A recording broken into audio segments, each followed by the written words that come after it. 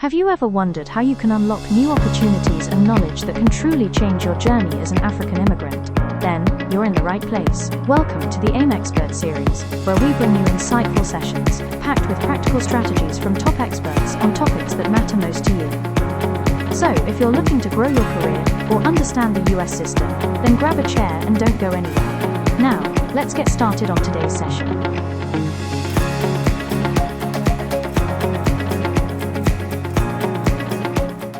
Have you ever wondered how you can unlock new opportunities and knowledge that can truly change your journey as an African immigrant? Then, you're in the right place. Welcome to the AIM Expert series, where we bring you insightful sessions, packed with practical strategies from top experts on topics that matter most to you. So, if you're looking to grow your career or understand the US system, then grab a chair and don't go anywhere. Now, let's get started on today's session.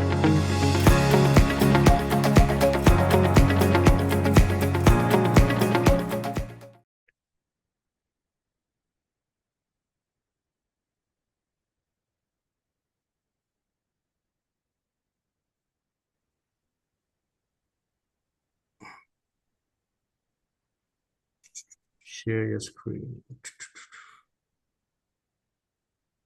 think this is the right one. Good.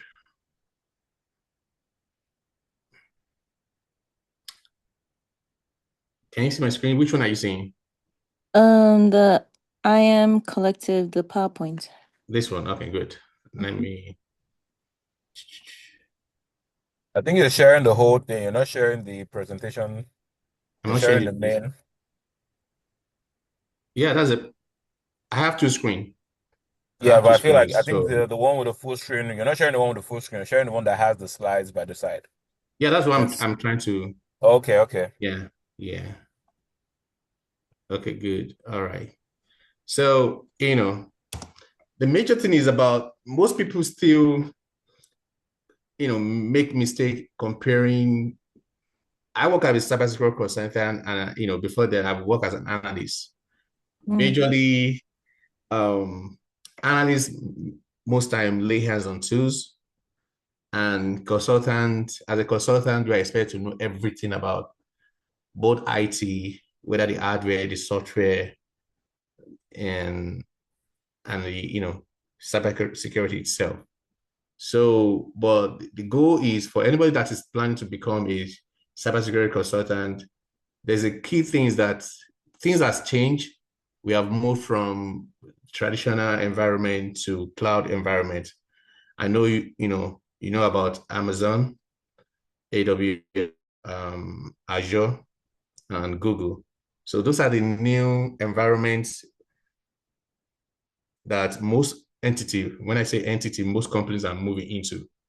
So it's more cost effective than the regular traditional environment, data center, but some companies still retain their traditional environment. At the same time, they are moving some of their infrastructure into the cloud environment. So today, the goal is to look at, as a consultant, you must have both knowledge of both traditional and the cloud environment. So the goal today is just to be able to know some key things as a aspiring cybersecurity consultant. You have to know both. You are expected to know both because you might be assigned to a client that has a cloud environment.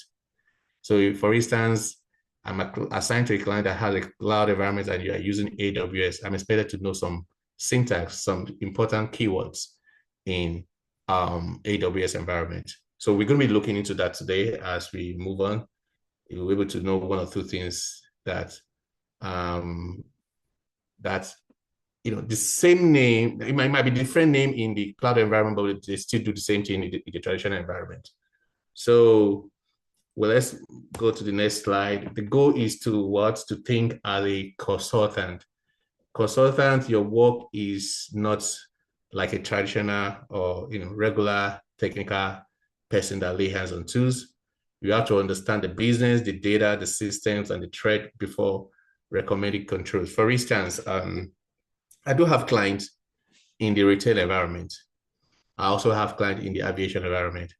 I also have clients in the healthcare environment. So as a consultant, you more understand the business of your client, and you also must understand what are the key important things they are passionate about. What are they trying to protect?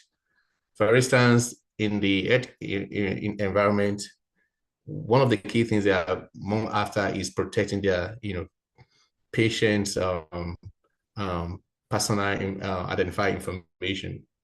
That's why we have HIPAA. So in retail, more of what they are more passionate or very after is has to do with the data, the transaction that goes in and out within the environment.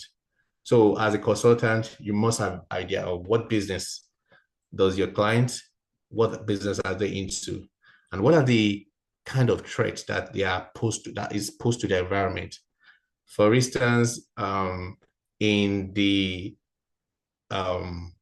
retail environment, some of the exposure, some of the threat that they are exposed to is when transaction is being, like for instance, when payment card information has been exposed or was exposed to a third party that doesn't supposed to have access to it.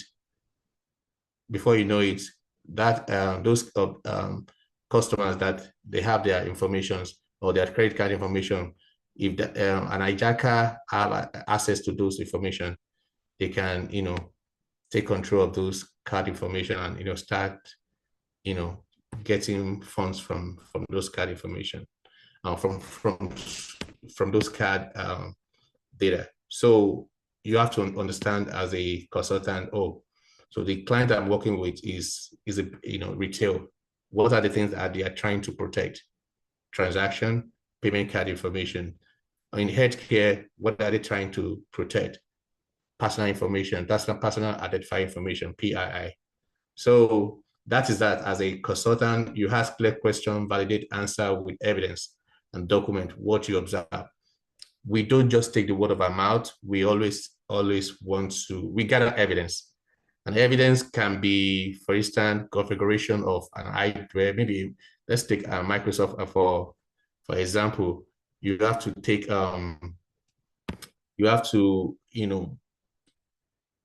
gather those information. For instance, if a control says that this particular server, which is a Microsoft server, let's say for instance, is a web application server. This application server, the default setting must be changed before plugging it into the traditional, into the network environment. So as a consultant, what you ask the client to do is, can you show me the configuration, we call it group policy object. Can you show me in the layman language, we call it setting. Can you show me the setting? Let me see what you actually configure. Is it in line with the configuration that the requirements stated?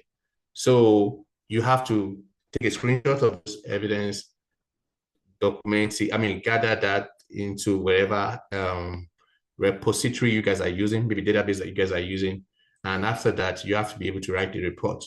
So you have to ask the right questions, must know how to ask questions, not just one of the things that, people coming into the environment, one of the things that mistakes they make is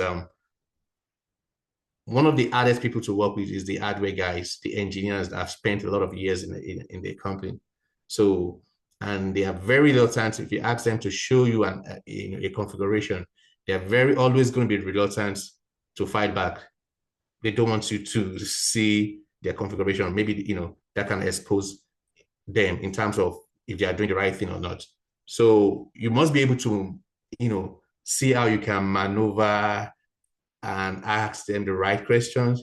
Can you show me the configuration setting and show me how you configure your password configuration, for instance? You have to be able to, mesmerize and find a way to ask them questions that will help you to gather your evidence. Translate technical weaknesses into business impact and practical recommendation. For instance, if this person you're working with is not,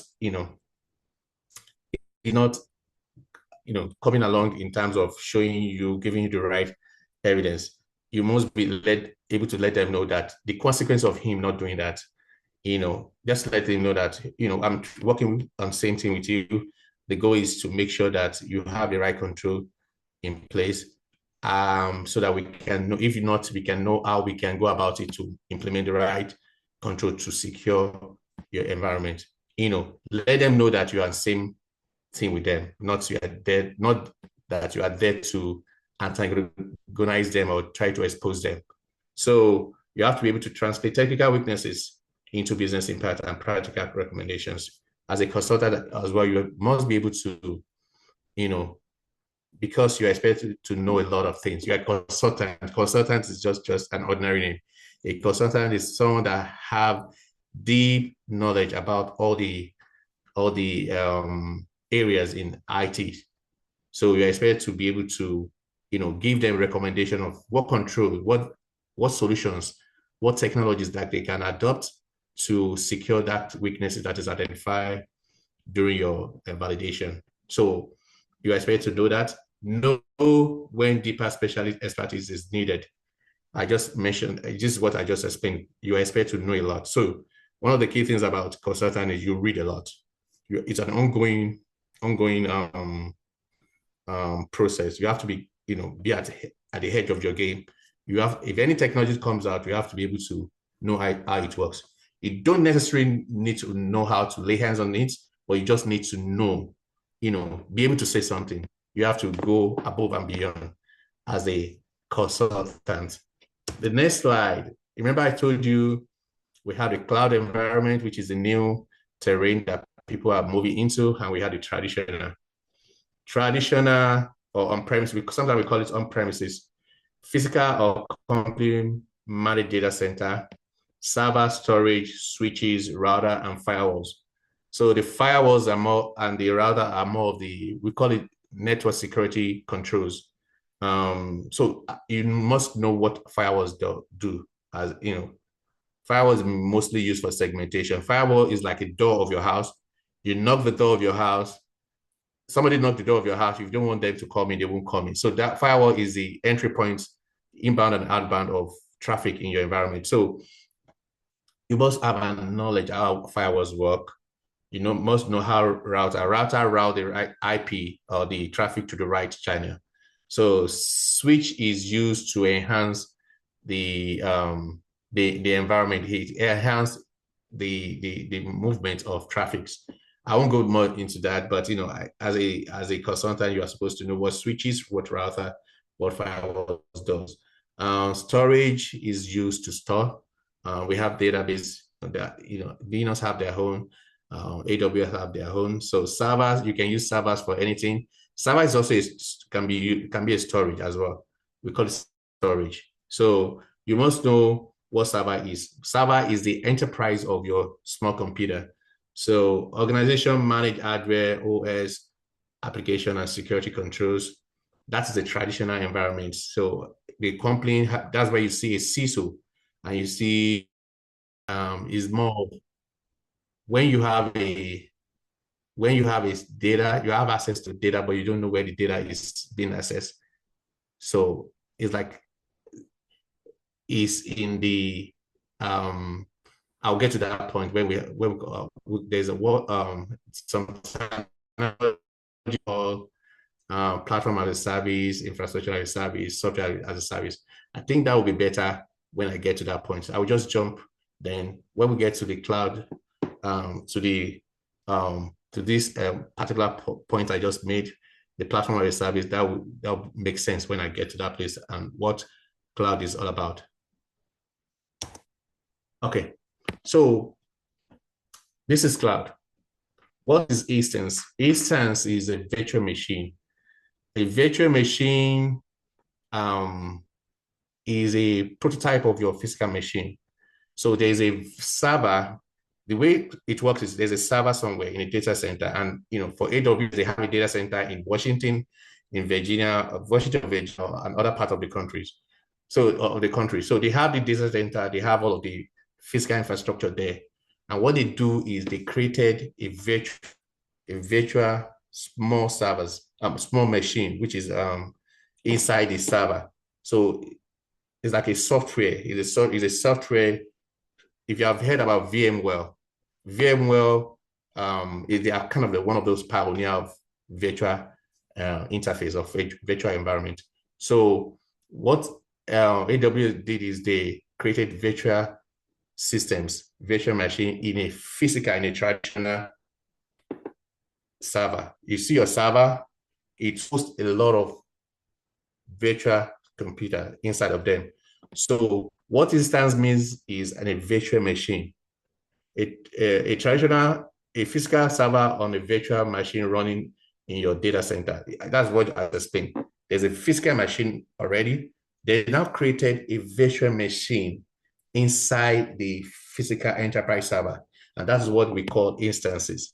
So now, AWS, Azure, and Google, they offer different services. Some of those services are, one of them is infrastructure as a service. So what this means is I will give you the environment, the infrastructure, it's like I'm renting a room to you and you're paying for it. So while I'm doing that, I'm going to provide a fan, I'm going to provide the AC, I'm going to provide the light for you. That is what infrastructure as a service is all about. So platform as a service is another, service that cloud will offer. They give you the platform, you focus on your application, they allow you to do your own thing, but you still using their platform. Provider manage more of the OS. That is, AWS manage the OS, the runtime platform. Example is Azure Hub Services, AWS Elastic Beanstalk. Then the last one is the as a service. Complete application delivered to the users. So provider operate most of the stack. So what this means is that they provide a software for you, that software to be using, they provide it for you.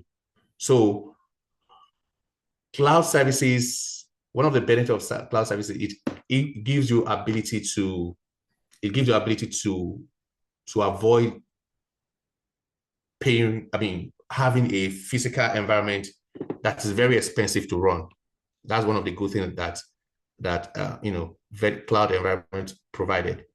It also provides security, because why they do that, they provide it with security. They're like, you renting a house, you have a security guide at the entrance of your house. So they provided all of those things so that people that you don't want them to come into your house, they can't access it. So unwanted traffic cannot come into your environment because the landlord is providing that to you. So that is what AWS, Azure, and Google provided for their client. If you look at it, it's very easy. For me, I'll either go and purchase that kind of service instead of having a physical environment, me doing all the work.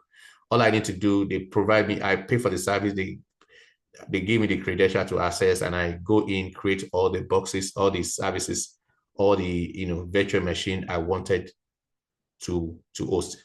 So that is what cloud is all about. They provide a service, you go in, set up your environment, and you're good to go. So as a cybersecurity consultant, you're supposed to know all of these services in case if you get a job, they might be using Azure or AWS or Google. So you want to have idea what all of these technologies is all about.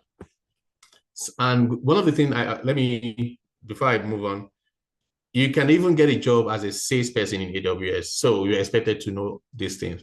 If you're selling this service to any of their clients, you must be able to talk about what infrastructure as a service means, what platform as a service means, and what software as a service means.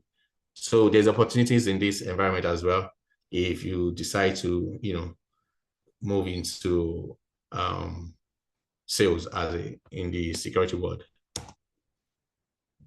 Identity and access management. You're expected to know this as well, because for everybody that would have access to your environment, they're supposed to be granted access. So as a consultant, you are supposed to know how this works in terms of when a new user has been employed in the company and they need to create access to the process and procedure to do that. You have to know how that works. What exactly do you want them to have access to? So there's a form that every company should have. The form is like, they call it access form. So in this form, you write the name of the person that you are trying to give access to, the job role, and what they should have access to. All of those things are, are tick. There's a segregation of duties. That means I'm the manager. I'm not supposed to be the one that will create the access. I'm supposed to fill the form on behalf of my, of my staff and submit it to a department that create that. So as a consultant, you must know the steps, the process, and the creation of the access. So one of the things that you must know is that everybody will not be given same access. It has to be based on your job functions or job descriptions. Most companies are using multi-factor authentication. I know. If you are using an iPhone or using an Android, sometimes they ask you to enable your thumbprint or to use your 4-digit or 6-digit code to access your device. So that's how it works in the cloud, in the cybersecurity environment, or security environment to be precise. You are supposed to use multi-factor authentication to access, especially when you are doing a not console access. Not console access is, I'm trying to access a system that is in AWS environment. So I'm expected to be used by username, password, and MFA. It can be Microsoft authentication app. It can be Google authentication app. So the combination of that should be able to give you access to very sensitive device or system component. You must know all of these as a security consultant. You must know how users are managed. I think I explained that before. Groups. Some people, they call it, the groups, they call it share users. So a big entity, a big company, because they are big and they have a lot of people working with them, what they do is, for instance, I have a Linux server and I have like 4 Linux server. In case one of the admin is not going to be around, the second or the third person should be able to take the job out, get things done without waiting for the other person. So that's why they create a share account or a group account.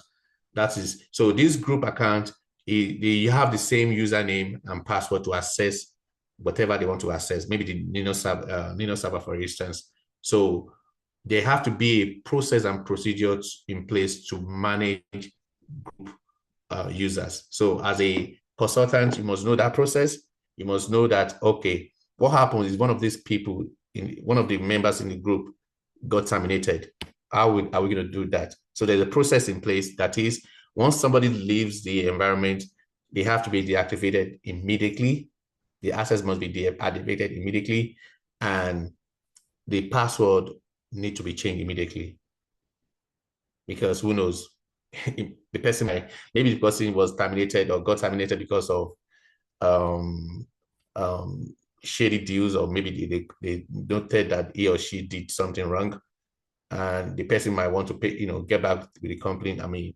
Get back behind them, do something on the system. So it is important that the group share account has to be changed immediately. I explained what use role-based access is all about. Use-based access is based on what your job function is. Yeah, I think I mentioned that. That's what your job function means, is role-based access. If you're admin, AWS, no, if you're Microsoft access, Microsoft admin, because I'm a Microsoft admin, I shouldn't have access to AWS or Linux server, because that has nothing to do with my job description or job role. So you have to know all of those as a consultant as well. Perform periodic access review. industry standard, you are supposed to be reviewing all the assets every 6 months. Quarterly review, you are supposed to be reviewing each of the users because within 6 months, one or two people might have left the company. So you have to review and make sure that while you're reviewing the user's access has been deactivated. Because sometimes some admin do forget to deactivate completely the access of the user. So review has to be done every 6 months. Consultant question: who has access? Why did they have access? How is that access approved and reviewed?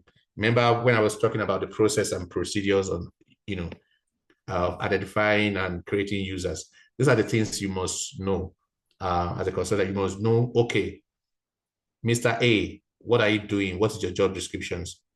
All of this have to be in the form that I mentioned earlier. You must know what they should be doing in terms of their job function. Why do you have to do it? And how is that access approved? Who approved? Is it the manager or the assistant manager?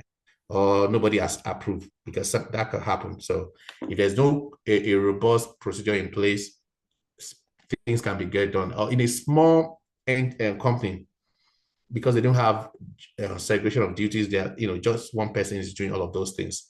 There's a possibility of, oversight. So it's important to have this process in place. Any question? I think I should run through then. If you have any question, we can go. But if you have any question, let me know. Network segmentation, traditional and AWS and Azure environment. Network segmentation in the traditional environment is different from the cloud environment. The traditional environments, let me just explain what segmentation is. Segmentation is isolating a particular network and making sure that network is not communicating with an environment that is open to other users. So people use this we call it scope and not in scope. The reason is so that not every traffic will be coming to that particular isolated network. So in the traditional environment, we use firewall. We call ACL is what they call access list control.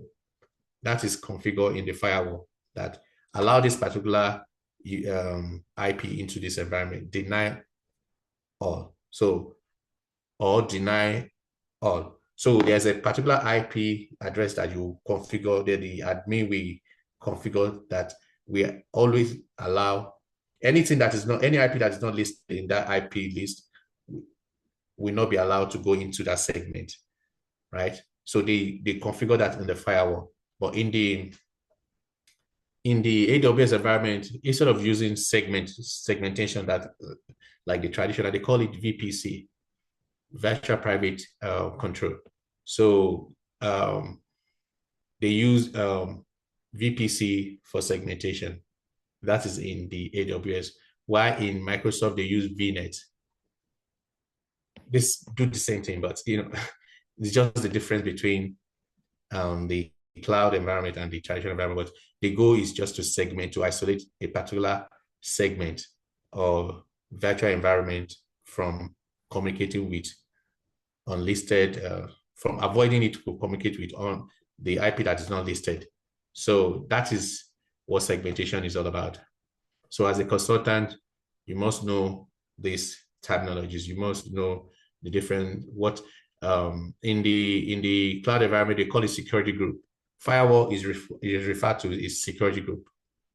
And same thing in the Azure, they refer it as network security group. So it's the same thing. So in case you are going to be working with any entity that use any of this, you must be able to differentiate. If you are saying VPC, oh, when they're saying VPC, you must be able to, oh, these guys are using AWS. I mean, they are using AWS. And if you're saying VNet, oh, these guys are using Azure. So data protection and encryption. As a consultant, you must know data protection. Most times they call it data privacy and encryption. Encryption is when you encrypt a particular data, making sure that nobody, unauthorized individual does not have access to it. There are different ways of encrypting. When the data is transmitting, you use TLS 1.2 or 1.2 for transmission. When it has rest, you use AES 256. The higher the byte, the higher the security we provide. There's AES, they call it advanced encryption system. There's 128, there's 192, there's 256. So integrity wise, data is not altered. That's when they use hash. I didn't capture that because we can't know everything. The main goal of this class is just to expose you to one of those important things that people need to know as a consultant. Maybe in other class, I might go deeper in that. Availability, data remain accessible when required. That is when credentials is required. Your username, your password, or your MFA is needed to access the data. So mostly the control they use to and make sure data is not unauthorized user cannot alter the data is they use hash SH3. There are different keys that you can use to hash. Vulnerability management is also one of the key things because you can get a job as a vulnerability analyst. So as when vulnerability happen, vulnerability is the layman meaning of vulnerability is weakness. So if a weakness happen, maybe you configure wrong password configuration, or you did not change the default password before plugging the server into the production environment. That can cause the vulnerabilities because imagine I didn't change because every server, they do come with, especially Microsoft server, they do come with a default password from the manufacturer. So it is standard security practice that you have to change the password to a customized one. Because if you are using generic password, anybody can go, what they use for Cisco or for AWS admin, username admin, password admin. Most people in that in the industry, they know it, and they can actually access systems they are not supposed to have access to. So one thing is that's a weakness. How do you have to be able to identify that weakness? So when you identify that weakness, you must be able to assess the weakness, and you have to be able to mitigate the weakness. You identify, you assess it, then you mitigate it. During the assessing of the vulnerability, that's where risk management also comes in. You rate the risk, whether it's severe, medium or low. So that gives you priority what time frame that you need to use to make sure that vulnerability is managed. Standard practice, any severe vulnerability within 30 days, they must be mitigated. Anyone that is medium within 60 days, and the one that is low, you can leave it 100 days, because it doesn't really have any effect. But it's good to mitigate it, but the main one is the high, the critical and high, and the medium. You need to mitigate those. So one way to also identify vulnerability is to perform internal and external vulnerability scan. Internal vulnerability scan, most time the people that do that are the system, the admin, the system admin, or the network. Let me just say network admin. Depends on your environment. It might be another person. They might have a dedicated team that do that. But a network engineer or network analyst should be able to perform internal vulnerability scan. So external vulnerability scan, majorly, it is advisable to do it to outsource that to a third party that do that for you. We call it ASV. We call it ASV is accredited service vendor. That is an accredited individual. accredited company, that's their job. Their job is to help you to perform the scan, and they give you the result. Also, they also do the pen test as well. Internal penetration test, external penetration test. So these are the methods in which vulnerabilities can be identified. So remember, I was talking about risk management. Prioritize vulnerability using severity, exploitable exposure, and business impact. That is the method that the industry adopted to make sure severe or high risk vulnerability are immediately mitigated. Anything that is exploitable, if I scan a report, do an internet scan, and I see I was able to exploit it. Majorly, this is used in internal pen test. If I do an internal pen test, and as a tester, I'm able to exploit the weaknesses in the environment, it is very big deal. That means that has to be mitigated immediately, because if I, as a tester, am able to exploit the environment because of their weaknesses, anybody will be able to do that. So that's how you prioritize vulnerability. So exposure and business impact. What would be the impact if this thing happened? If an hacker is able to come into my environment and exploit the environment? So those are the questions you need to ask as a consultant. You have to be on your toe that this thing has to be resolved immediately. So that is how you can prioritize the vulnerabilities after you have identified them. Patch or remediate operating system, application libraries, and configuration. I know of Microsoft, every second Tuesday of every month, they release new patches for their systems. So your engineers must be able to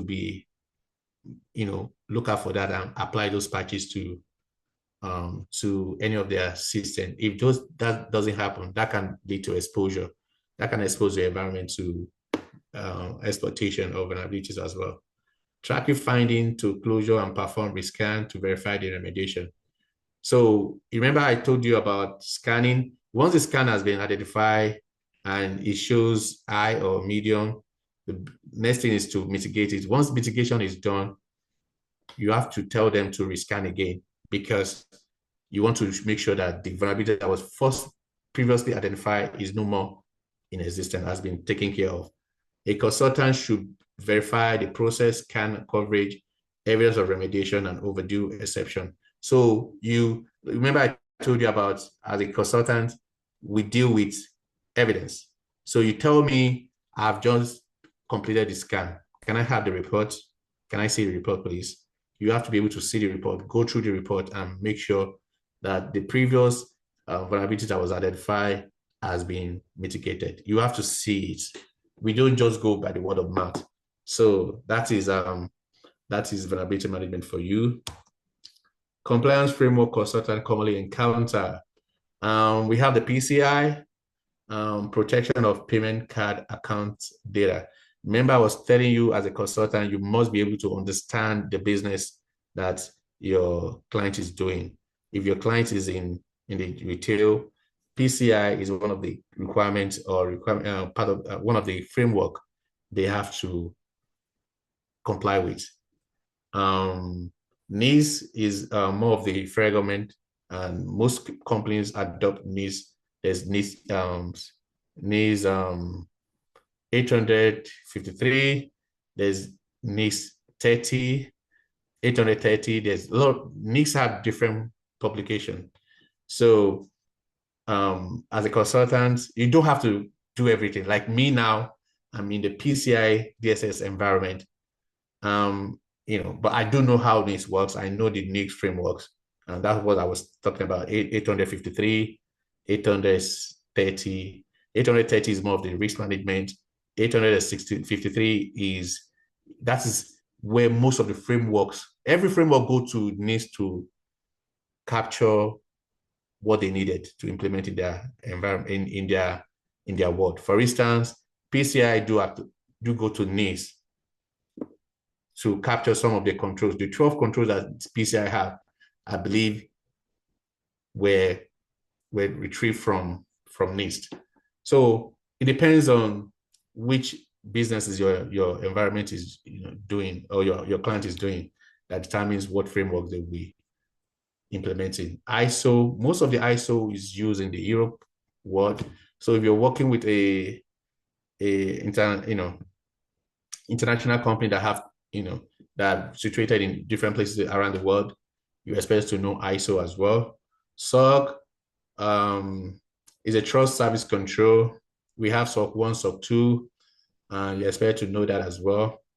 HIPAA is more of the healthcare, and this is a framework used in the healthcare. So you have to be able to know how that works. But what I would tell you, all of this control, all of this framework, they are very identical. One of the main similarity controls that are similar. Remember I mentioned identity management. That is access management. Every framework do have that. Both NIST, PCI, SOC, HIPAA. They do have network security control as well. Every of these framework do have that as well. They do have network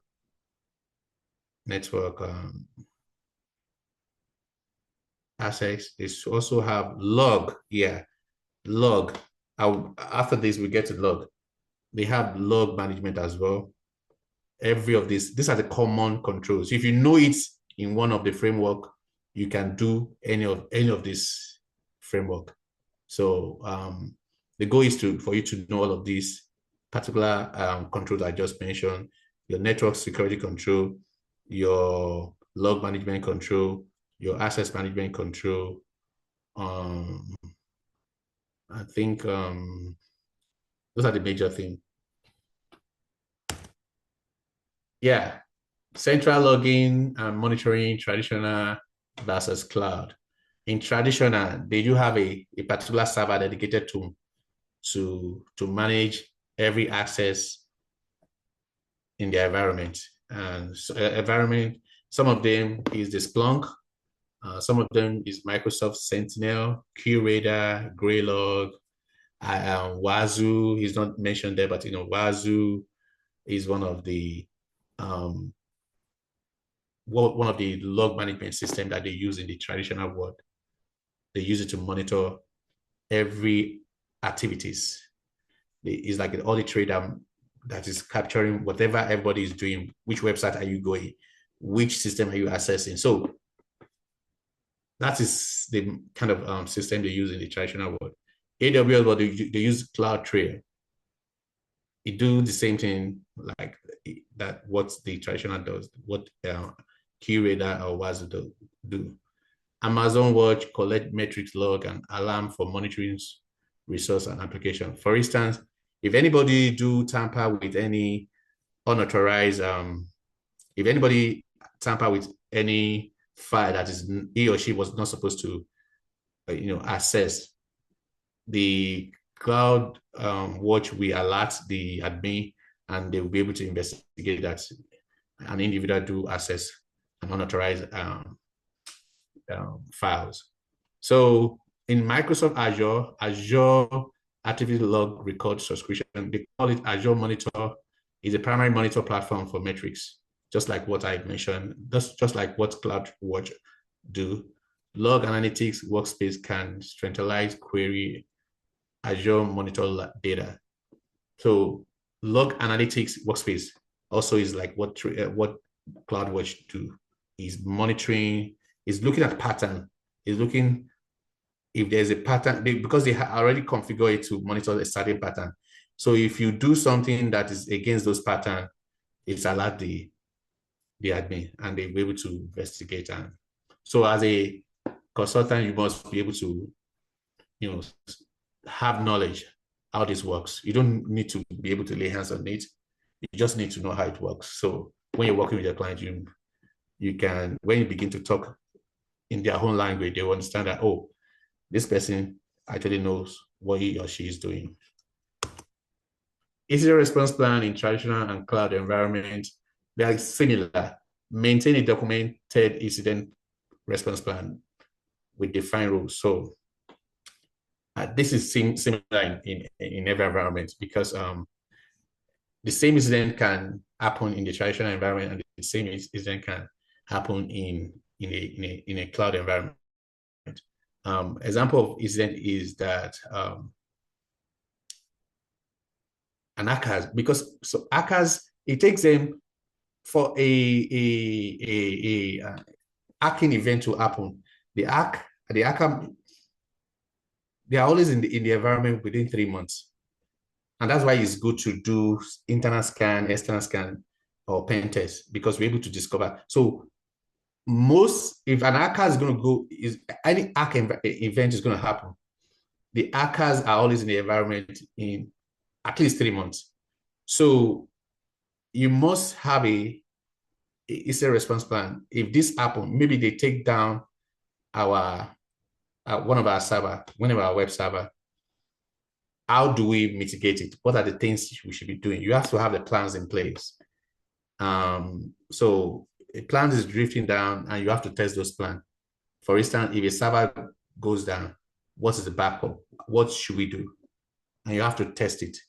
So that's what incident response plan is all about. That's the simple analogy that I can give you, instead of bothering with a lot of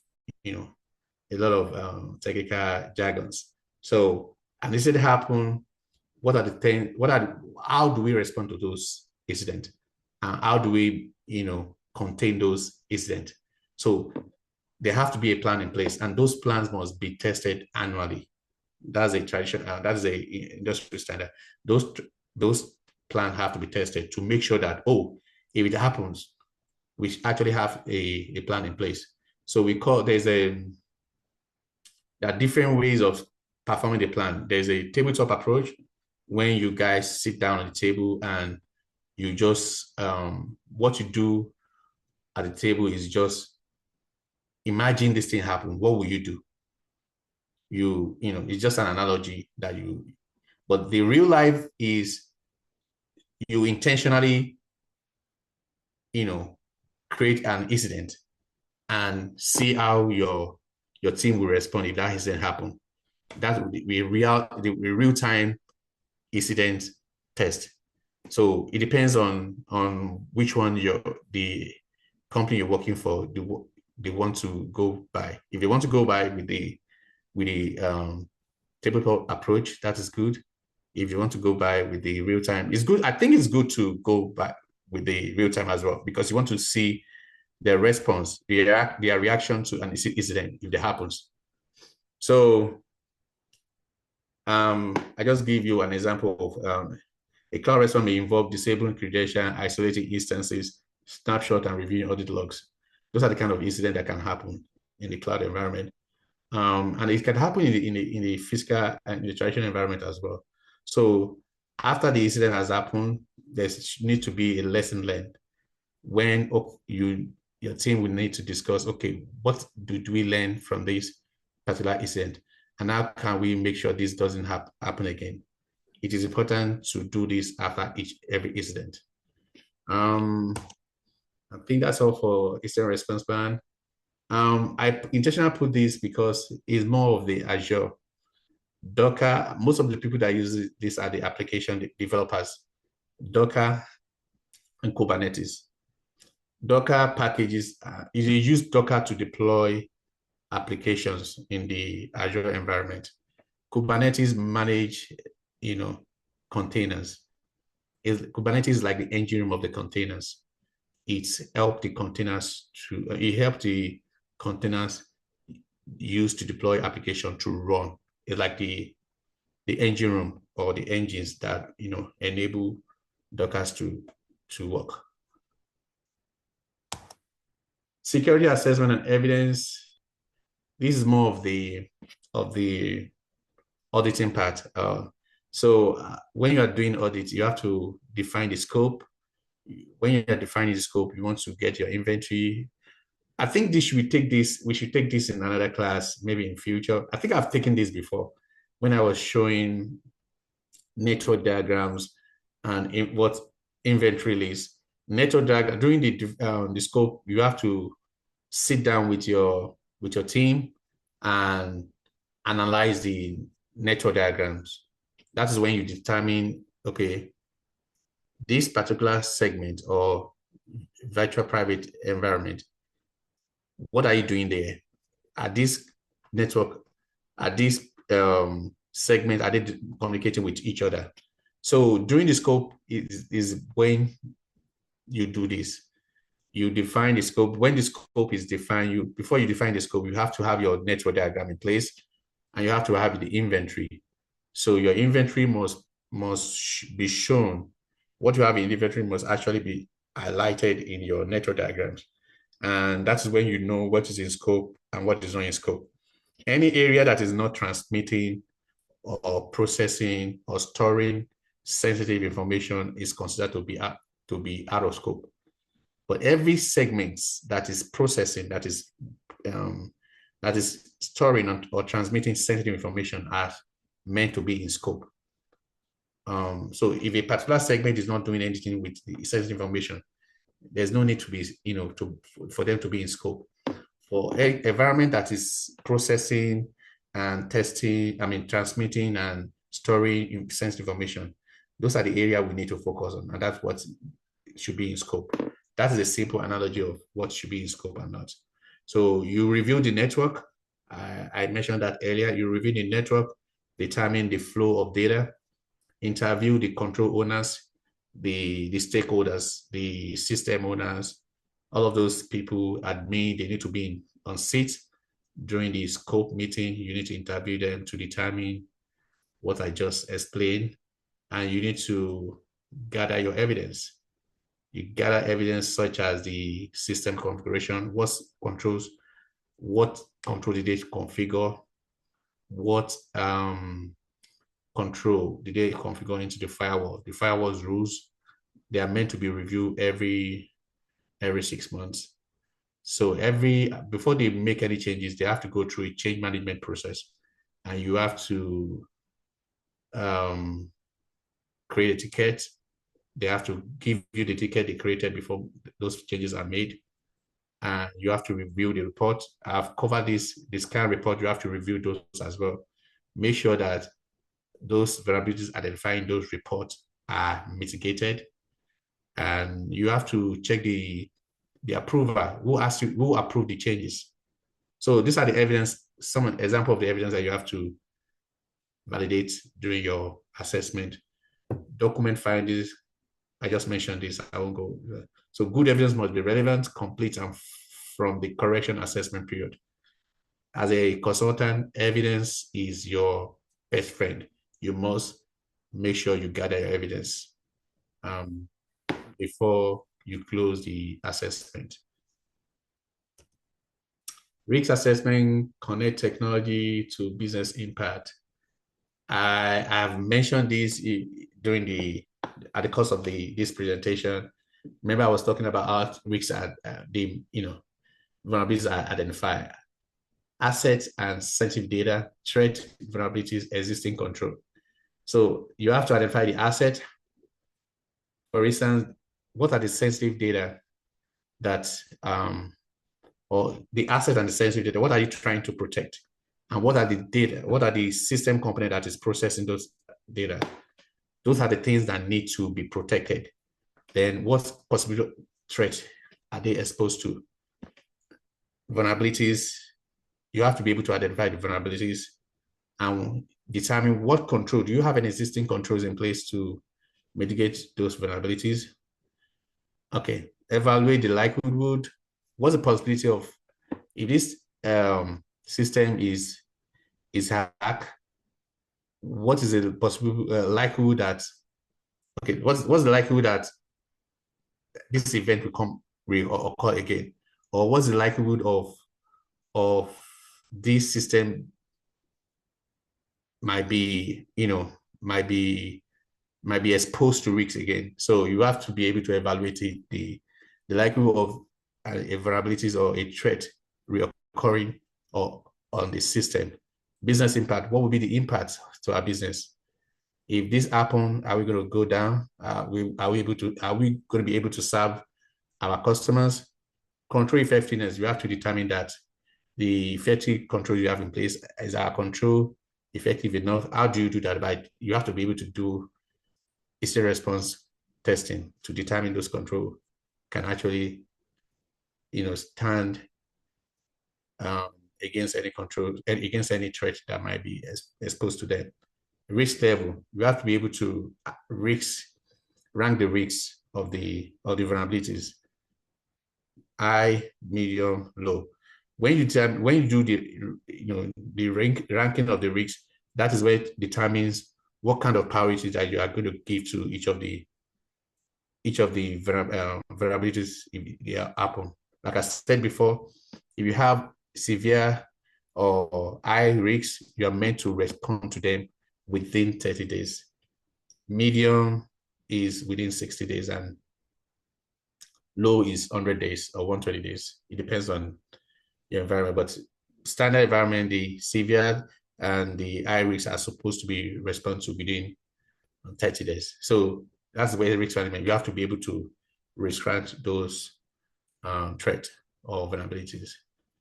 Treat and communicate. Recommend mitigation. As a consultant, you have to be able to recommend mitigation.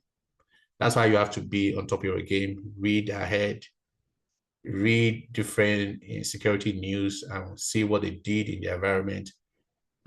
Be able to give them compensating control, advice on compensating control they have to put in place. Assign owners and date. Every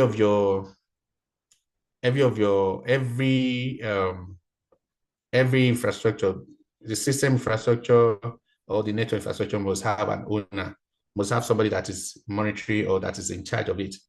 System admin, network admin, those things need to be, those entity or those assets need to be assigned to somebody. And anytime they do something on those systems, they have to be timestamp. They have to be timestamp in terms of how many days do they review the logs? Is it daily? Is it weekly? They must have evidence of those things they are doing as well. So everything has to be timestamped. Track residual risks. Residual risks, I mentioned that while I was saying this, during the course of this class, that track residual risks. The way to track residual risks is when the vulnerability has been identified and mitigated, you have to do risk scan again. And that's the best way you can track if there's no threat that can pose the risk to your environment again. Because if you just mitigate the threat or the vulnerabilities and you did not rescan again, you will know if the risk has been taken care of. So you have to, to be able to track those residual risks.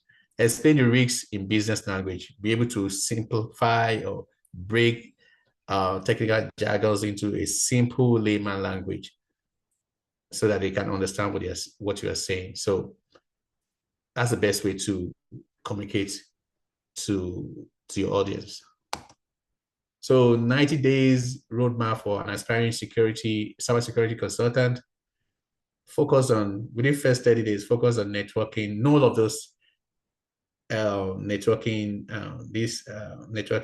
syntax or technology, this TCP, IP, port, VLAN, know what they do, know what they use it for. I think I've been able to cover majority of those in this class, but for deeper knowledge, it's good to, just read yourself, research yourself, and know what all of these things mean.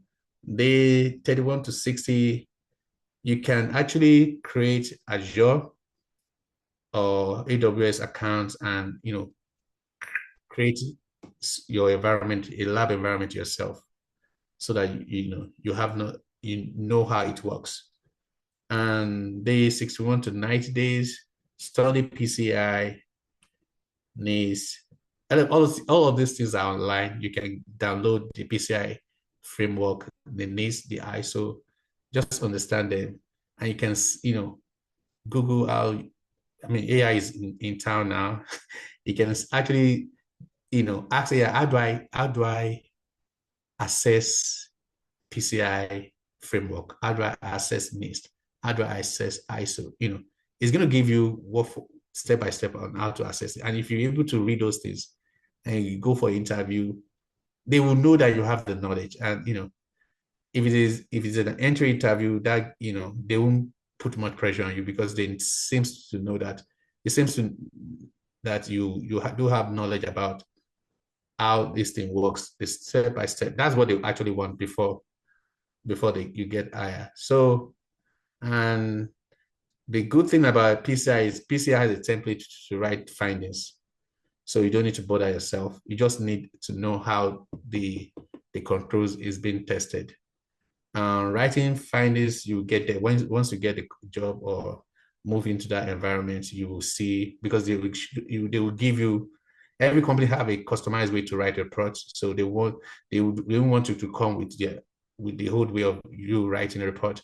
They want you to use their own approach. So you definitely get that guidelines from any company you're joining. Build your portfolio and practice client communications. And before you know it, you're in the cybersecurity world. Any question? Hi, thank you. So initially I thought it was more like offense part of security, but it seems like it combines both. Mhm. Or would you say it's more particularly offense, or it's No. This is more of consultant. Like I was saying, the offense part is more of the operation, right? The offense part is, remember I was talking about Azure. No, not I was talking about some tools like Splunk, Mhm. like so those are the offensive part. You have to be you all of those tools are enterprise. So you might not have idea. If you download those tools, you might need to pay for it. So you might not be able to use it the way you're going to be using in enterprise. So to answer your questions, this is more of the compliance part. Okay. Yeah. There's no how you won't be working with the offensive part once you are a consultant, because those are the guys that you'll be working it, and you're asking them all of those questions I was saying that can you show me this? Can you show me that? So that's how it works. So you are more interested in the hand-on tools, am I correct? No, I was just curious. I was just curious, really. Mm-hmm. I mean, it depends. I mean, like the person I work with used to be working in the offense part, but he got tired and he moved to the compliance part. So Mm.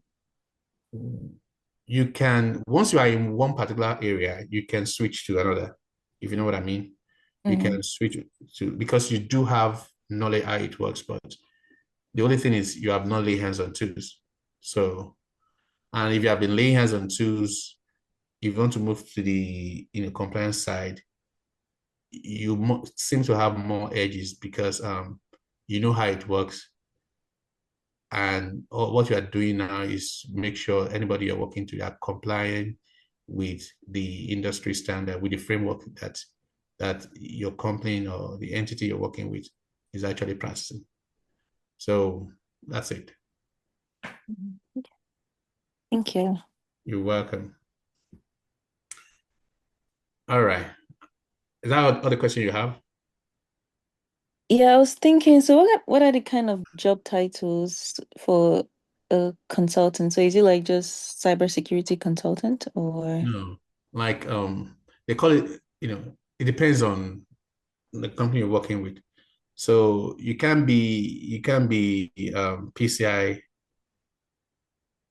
they call it QSA, Qualified Security Assessor, right? That is the one of the title. Uh, Other title is compliance analyst or compliance consultant. So it depends on which of the company you're working with for some company that do the pen testing, that do the external scan, my company do that as well. So my company, we do have the compliance team, and we also have the guys that are, the hands-on tools. You understand what I'm saying now? So Mhm. it depends on which one but we call them, we just call them security analysts, because they're analyzing the environment, they are doing the pen testing, they are doing the scan. They are not consultant. Consultant, you're expected to know everything. Mhm. You're expected to have knowledge of everything. So most people that are taken from, as a consultant are, people that have previously worked as a network engineer, that have Mhm. worked as a system engineer, you know. Yeah, Okay.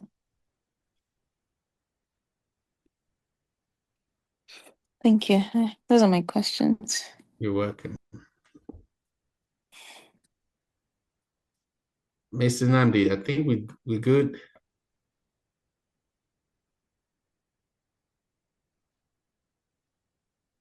It is still there.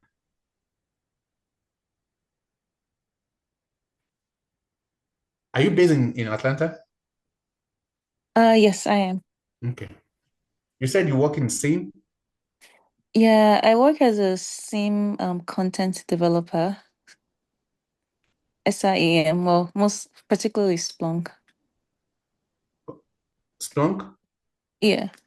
Oh, okay. So you've been laying hands on tools then? Oh, yeah, yeah, yeah. Oh, okay. So do you do monitoring? Because I know some guys that they just monitors the, Alert. yeah. Is that what you do? No, no, I mostly I feel like my role is a mix of different things. I work with some of the engineers for data onboarding, Okay. a bit of dashboard creation. Oh, okay, okay. Like now it's a lot of like creating AI agents, so it's just a mix of different things. So are you enjoying it? It's kind of stressful in a way. Like there's Mm. always something new to troubleshoot every day and Mm. It's a dynamic environment. So yeah. like I was the way, because you're already using Splunk, you're already in the environment already. So most people, I used to lay hands on tools as well. I'm more Mhm. of the network side, but I I count that as a mechanic job. Sorry. I count that as a mechanic job. So my boss also used to be a network. I know one of my colleagues used to be a coder, right? A software. Mhm. So people that have worked in those areas, they seem to be tired of that. Most of them have moved to compliance.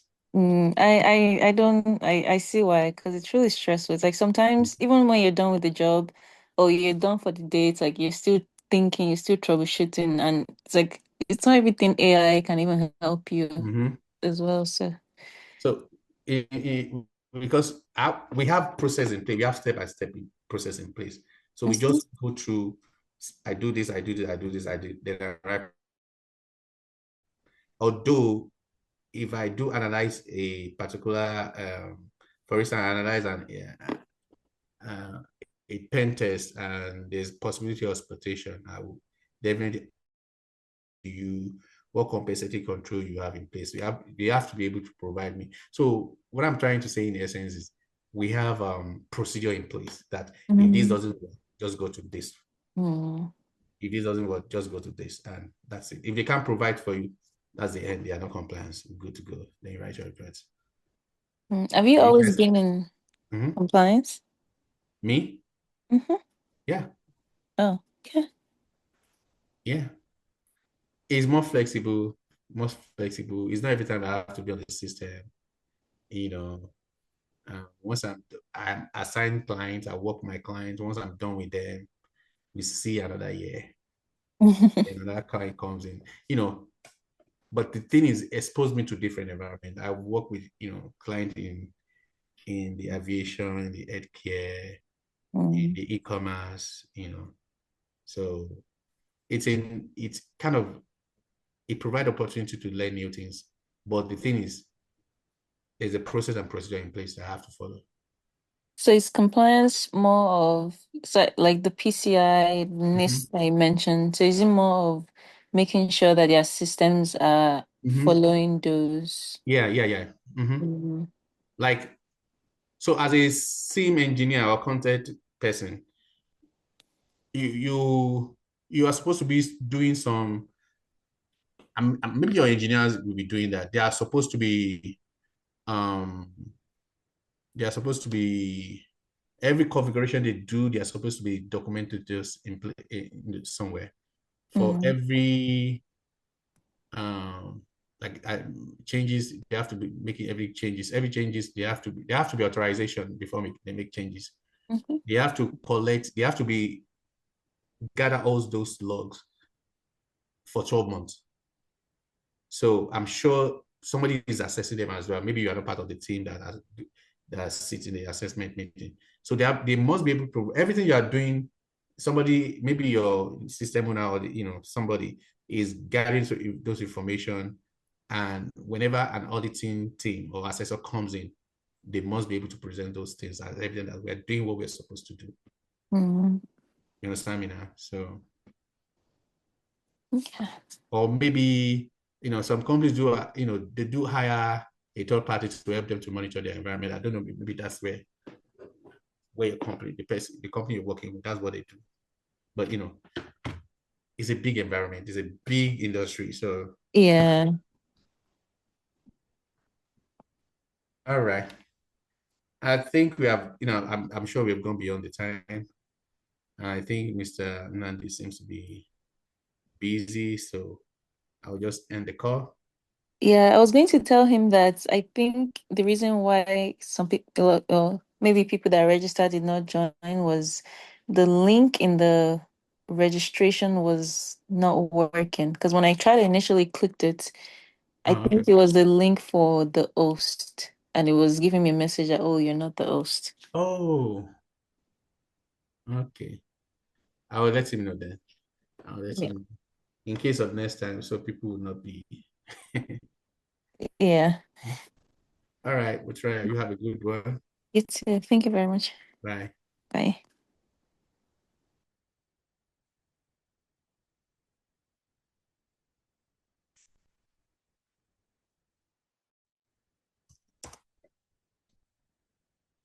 I think we're good to go.